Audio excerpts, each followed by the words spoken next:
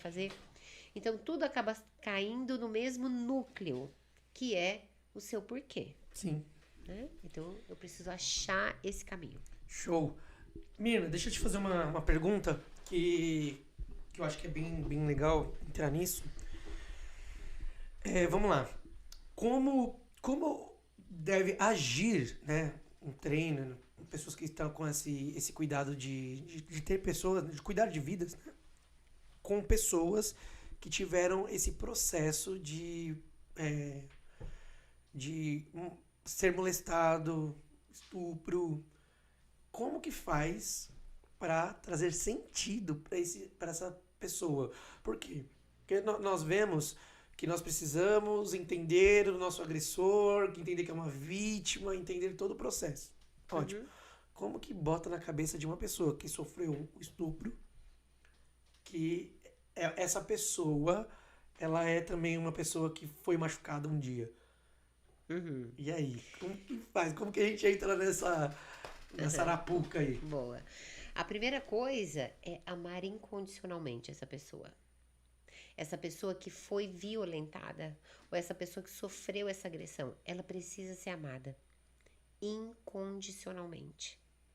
E depois que ela se sente amada incondicionalmente, e a gente escuta muito isso, né? Sim. Amar incondicionalmente, Sim. amar sem colocar condições. E não é uma coisa muito fácil Não. de fazer, né? Não. É uma coisa que precisa de um exercício, né?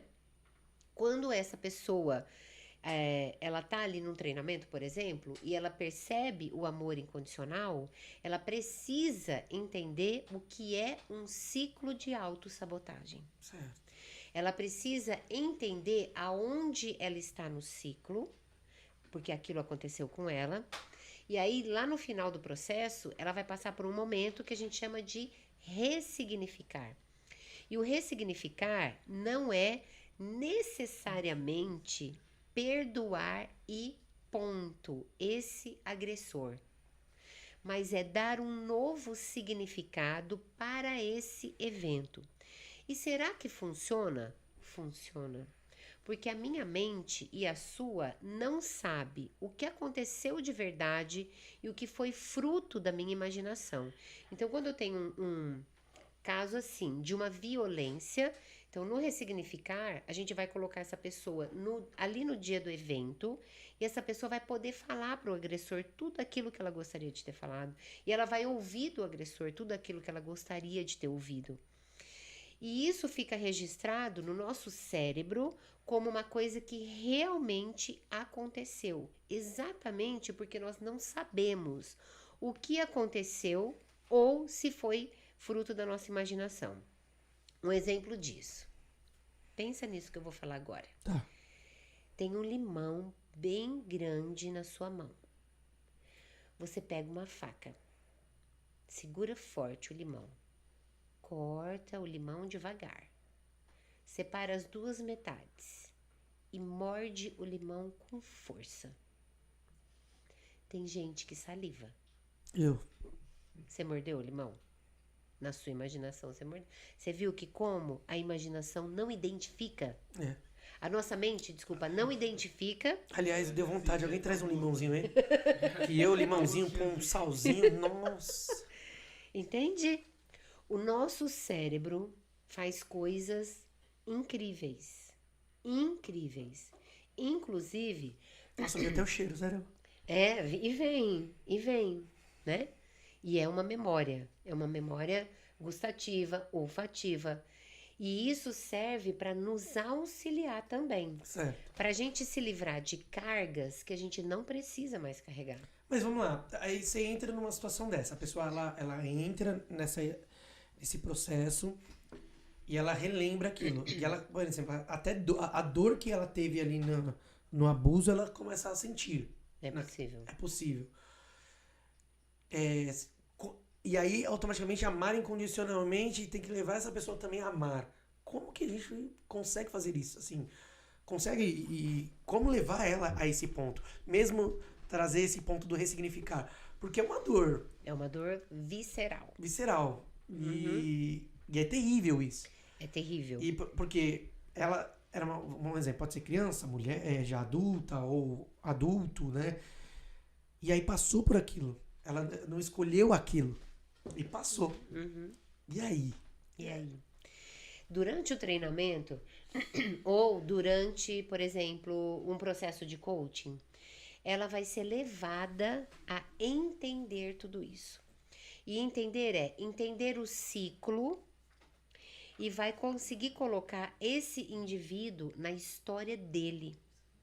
Então, ele também foi uma vítima. E isso significa que eu preciso perdoar e eu preciso amar incondicionalmente? Preciso, mas eu preciso conviver com essa pessoa? Não. A cabana. A cabana. Exatamente, a cabana. Então, eu não preciso conviver, mas eu preciso perdoar e eu preciso amar sem condições. Porque se eu decidir tirar o amor incondicional, alguém pode tirar o amor incondicional de mim também. E o amor que eu recebo de Deus é incondicional. Porque se fosse por condições, eu não tenho nenhuma de receber. Da parte do eu não fiz nada pra merecer. Nada. Inclusive eu faço um monte de porcaria assim no meio do caminho, assim, do nada, né? E ele continua me amando. Incondicionalmente.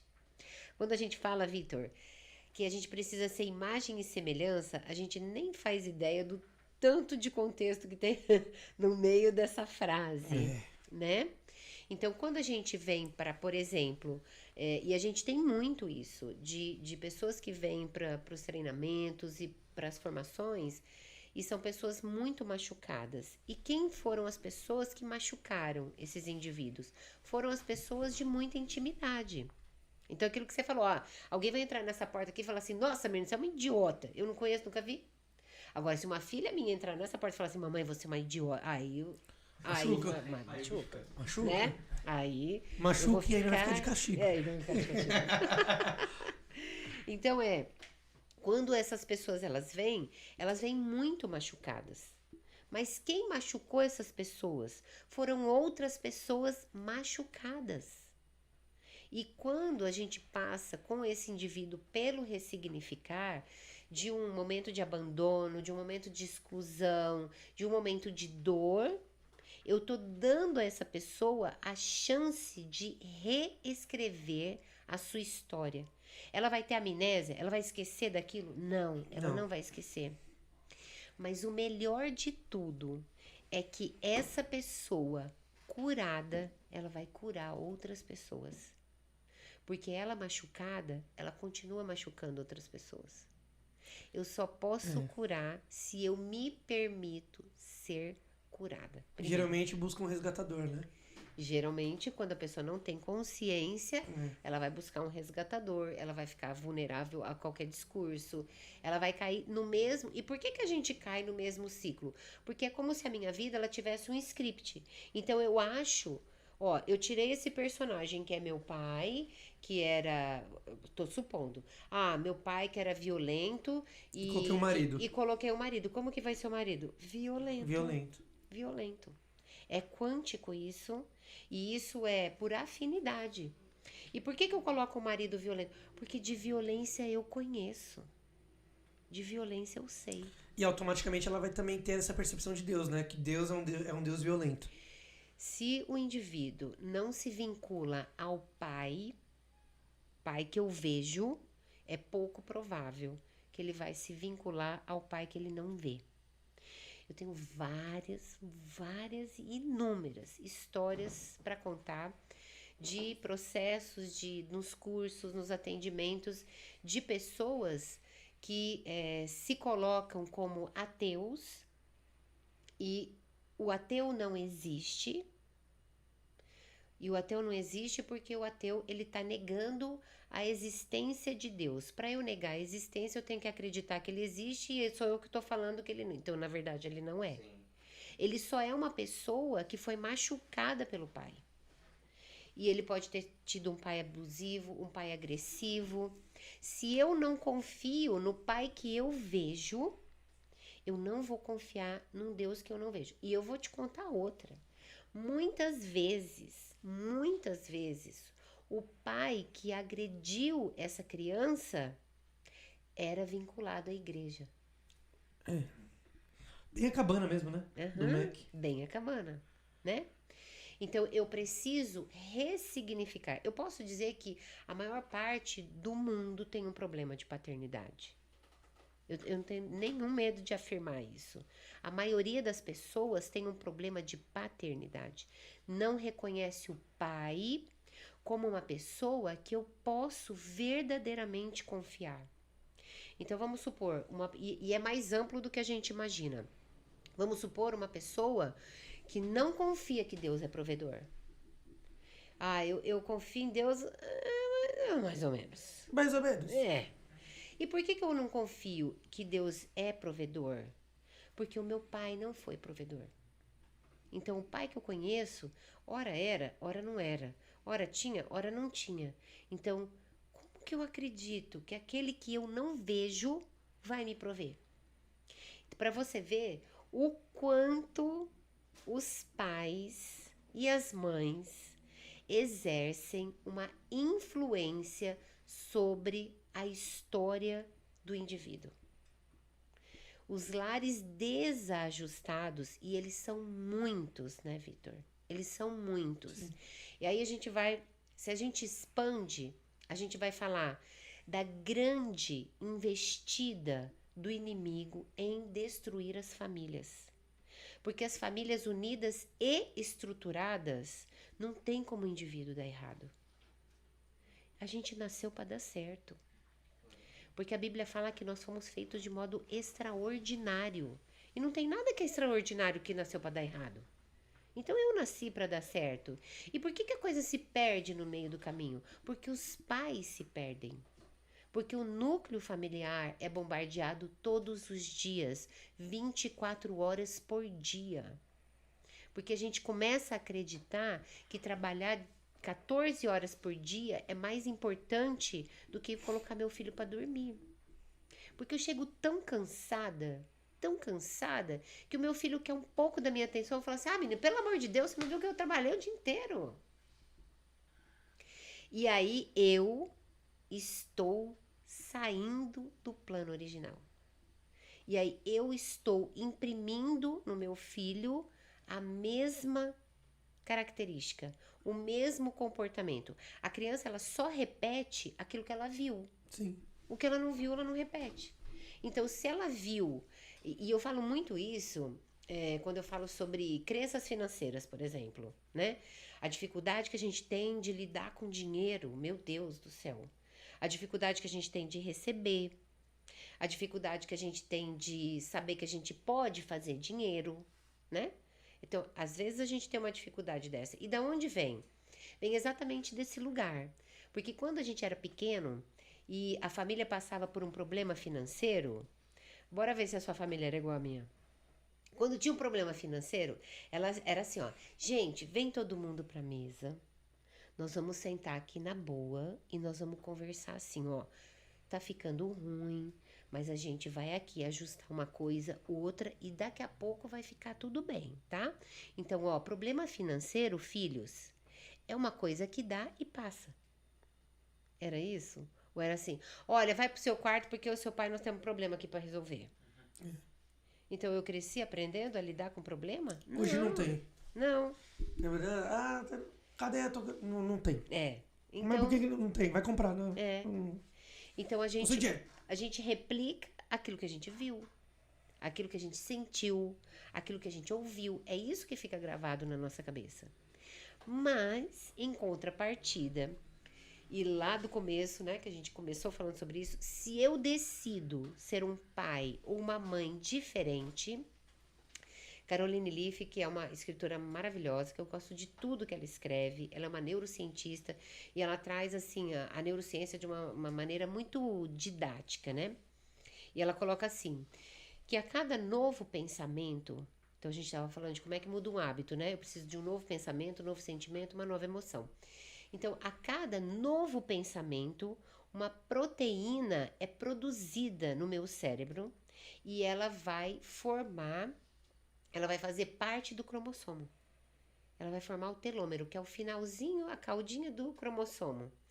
Então, quando eu decidi romper padrões familiares e pensar diferente, a minha descendência será diferente. Não é sobre mim. Nada do que eu faço para melhorar a minha vida é sobre mim. É sobre os meus filhos, os meus netos e a descendência que eu não vou nem ver. O legado, né? É o legado. Exatamente isso. É bem sobre isso. Então, quem decide sou eu, é você, é todo mundo que está aqui ouvindo. Porque eu posso decidir ser diferente. Eu posso decidir ser um indivíduo que, sei lá, eu apanhei, mas eu decido não bater. Porque o que acontece no cérebro da criança quando ela apanha? O cérebro da criança buga. Por quê? O cérebro dela identifica quem todo dia dá comida, dá banho. Então, assim, ela já identifica. Aquele ali me protege e aquela ali também me protege. Então, dali vem comida, dali vem um banhinho, dali vem um carinho. Me sinto amada. Meu pai e minha mãe. E aí eu não sei o que acontece no mundo dos adultos, que de vez em quando eles surtam. E aí alguém me bate. O cérebro primitivo, ele vai falar assim, ó, tá apanhando, foge. Foge pra onde? Pra quem te protege. Só que quem tá batendo é quem protegia. E aí a criança fica paralisada. Porque quem tá batendo nela é quem protege ela. E ela não entende nada. E assim começam vários traumas.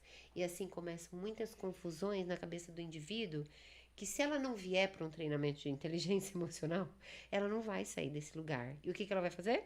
Ela vai repetir o padrão. Eita. Pegou aí? Dá um silêncio. Se você se mexer, ela vai falar, chora por isso! Aí você vai chorar.